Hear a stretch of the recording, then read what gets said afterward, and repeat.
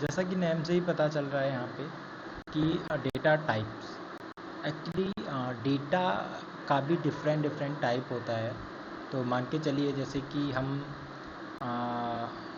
अपने बारे में ही कुछ चीज़ कहीं पर लिखें, तो मान के चलते हैं मेरा नाम है एक पैराग्राफ में आएगा या एक टेक्स्ट टाइप की चीज़ है। और अगर मेरी एज की बात करें तो वो एक नंबर टाइप की चीज़ है। और अगर मेरी सैलरी की बात करें तो वो एक पॉइंट नंबर, दशमलव वाला जो नंबर होता है उसके टाइप की चीज़ है। तो डिफरेंट टाइप के वैल्यू को या डेटा को स्टोर करने के लिए जावा ने हमें डिफरेंट टाइप के डेटा टाइप दिए हैं। तो उसके बेस पर जैसी हमारी रिक्वायरमेंट होती है और जैसी हमारी रेंज होती है उसके बेस पर हम डेटा टाइप असाइन करते हैं। इससे क्या होता है, इससे एक तो साफ़ हो जाती है कोडिंग, जैसे कि हम स्ट्रिंग टाइप की वैल्यू स्ट्रिंग में रखेंगे और नंबर टाइप की वैल्यू नंबर में रखेंगे। अब नंबर या इंटीजर रखने के बहुत सारे तरीके हो जाते हैं, तो हमारी रेंज लगभग क्या रहेगी, तो उस रेंज की वैल्यू उसमें ही रखेंगे जिससे कि कम से कम मेमोरी असाइन हो। तो उस बारे में हम इस वीडियो में पढ़ने वाले हैं। तो जावा ने क्या किया, डेटा टाइप्स को दो टाइप में डिवाइड किया है। पहला है प्रिमिटिव और दूसरा होता है नॉन प्रिमिटिव। तो प्रिमिटिव तो वही डेटा टाइप्स हैं जो हमारे पुराने चले आ रहे हैं, अगर आपने सी या C++ को पढ़ा है। और उसमें कुछ एड ऑन और हो गए हैं, तो जैसे बुलियन हो गया, कैर हो गया, बाइट हो गया, short, int, long, float, double. तो ये सारे जो डेटा टाइप हैं ये प्रिमिटिव डेटा टाइप के अंदर टाइप में आते हैं। और नॉन प्रिमिटिव डेटा टाइप में आते हैं क्लासेस है, इंटरफेस है, एरे है, और भी कई सारी चीज़ें हैं इसमें। तो जैसे जैसे हम आगे पढ़ते जाएंगे तो इनको भी हम पढ़ेंगे, ठीक है। तो अब मैं आपको एक डायग्राम दिखाता हूँ। इसमें क्या है, हमने पूरा स्ट्रक्चर तैयार किया हुआ है जिससे कि हम आसानी से समझ में आ सके कि कौन सा डेटा टाइप किस में आता है और उसके फिर चाइल्ड डेटा टाइप क्या है। तो डेटा टाइप दो तरह के हैं, प्रिमिटिव एंड नॉन प्रिमिटिव। तो नॉन प्रिमिटिव पहले ख़त्म कर देते हैं। तो स्ट्रिंग है हो गया, एरे हो गया, क्लास हो गया, इंटरफेस हो गया, ये सारी नई चीज़ें हैं, तो ये नॉन प्रिमिटिव हैं जावा में। उसके बाद प्रिमिटिव को हमने दो कैटेगरी में कैटेगराइज किया हुआ है। पहली है बुलियन और दूसरी है न्यूमरिक। तो बुलियन में एक ही डेटा टाइप होता है, उसका नाम खुद बुलियन है जो नीचे दिया गया है। उसके बाद न्यूमरिक को हमने दो पार्ट में डिवाइड कर रखा है। First one is character, second one is integral. तो करेक्टर भी एक ही टाइप का होता है, कैर, जिसमें हम बात कर रहे थे अभी स्ट्रिंग की। तो हमारी जितनी भी जैसे पैराग्राफ हो गया या कोई सेंटेंस हो गया या कोई एक पर्टिकुलर वर्ड हो गया, तो वो सारी चीज़ें हम कैर में रखेंगे।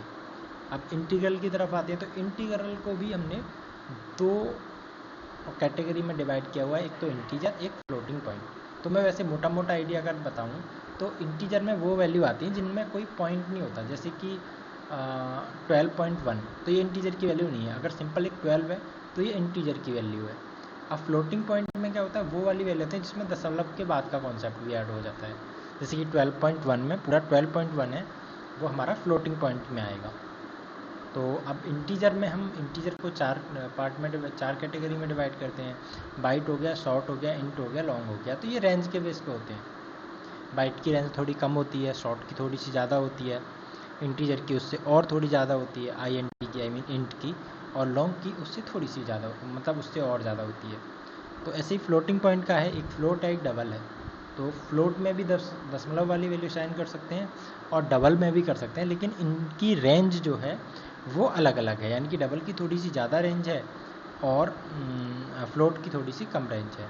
तो जैसे हमें कम रेंज की कोई वैल्यू अगर चाहिए होती है तो उस केस में हम क्या करते हैं कि जैसे मान के चलते हैं कि हमारा बाइट है, इंटीजर में आ जाते हैं, और बाइट की रेंज होती है -1 to 7 या 1 to 8 में भी आगे हम पढ़ेंगे इसको, ये देख लेते हैं यहाँ पे। तो बाइट की जो रेंज है -1 to 8 to +1 to 7। तो अगर हमें जैसे कोई वैल्यू लेनी है वो हमें बताइए इतनी ही रेंज में हमारी एग्जिस्ट करेगी, तो हम बाइट लेंगे क्योंकि बाइट का साइज इन सब में सबसे कम है। तो इससे क्या होगा, हमारी मेमोरी शेविंग होगी। तो अभी सारे इस टेबल को पढ़ लेते हैं। तो कैर है, कैर की जो डिफ़ॉल्ट वैल्यू होती है वो आपको दिख रही होगी, /u0000, और इसके डिफ़ॉल्ट साइज है 2 बाइट, और इसकी रेंज है /u0000 से /uFFFF। तो बाइट की डिफ़ॉल्ट वैल्यू 0 होती है, साइज 1 बाइट होता है और रेंज इसकी -128 से +128 127 होती है। तो ऐसे ही शॉर्ट है हमारा, शॉर्ट की जो डिफ़ॉल्ट वैल्यू वो 0 है, साइज़ 2 बाइट है और रेंज होती है 32 के 32,768 से लेके 32,767 तक। तो ऐसे इंटीजर का है 0 इसका डिफ़ॉल्ट साइज़ है, 4 बाइट इसकी 0 इसकी डिफ़ॉल्ट वैल्यू है, 4 बाइट इसका डिफ़ॉल्ट साइज़ है और -2 to the power 31 to +2 to the power 31 -1 इसकी रेंज है। तो ऐसे ही लॉन्ग की वैल्यू 0L होती है बाई डिफ़ॉल्ट और डिफ़ॉल्ट साइज इसका 8 बाइट होता है और इसकी जो रेंज होती है वो 2 to the -2 to the power 63 2 to the power 63 -1 होती है। सेम फ्लोट में क्या है 0.0F इसकी डिफ़ॉल्ट वैल्यू है, साइज इसका 4 बाइट है और इसमें रेंज अनलिमिटेड होती है। ऐसे ही डबल में 0.0D इसकी डिफ़ॉल्ट वैल्यू है, 8 बाइट इसका साइज़ है, डिफ़ॉल्ट साइज़ है और रेंज इसकी अनलिमिटेड है। तो डेटा टाइप में क्या हुआ कि अभी हमने पढ़ा कि बेसिक रेंज पढ़ ली, डिफ़ॉल्ट साइज़ पढ़ लिया, डिफ़ॉल्ट उसकी वैल्यू पढ़ ली।